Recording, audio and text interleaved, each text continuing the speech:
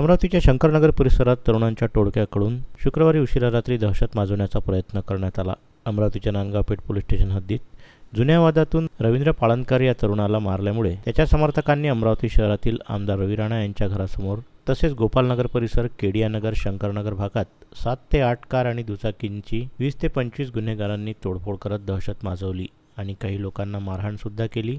भाई को मार दिया, चलो घर में चुप जाओ असं हल्लेखोरांनी घोषणा करत दहशत माजवण्याचा प्रयत्न केला. या घटनेनंतर परिसरात भीतीचं वातावरण निर्माण झालं.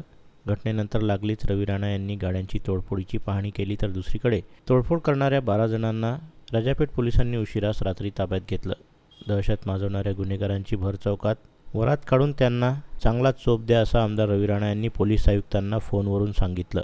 यावेळी काही काळासाठी परिसरात भीतीचं वातावरण निर्माण झालं होतं.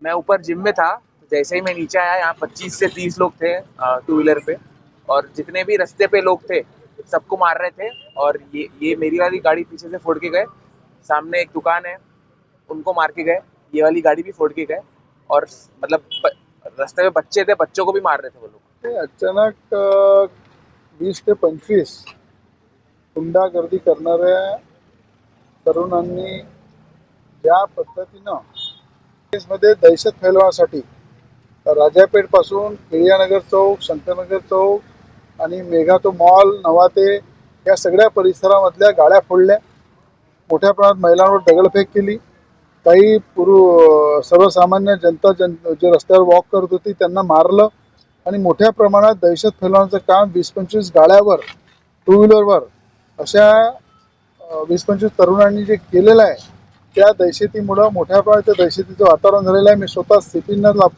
फोन करून सांगितलं, ते DCP, ACP, PI, क्राईमचे PI सगळे पोलिसांचा पुरा ताफा त्यांचा शोध घेत आहे. त्यापैकी 5 ते 6 हे गुंडागर्दी करणारे गुंडे काही पकडले गेलेले आहे आणि 25 लोकांची वरात ही प्रत्येक चौकामध्ये पोलीस कमिशनरच्या माध्यमातून सोडवल्या गेले पाहिजे असे पोलीस कमिशनरला सुद्धा निर्देश दिले.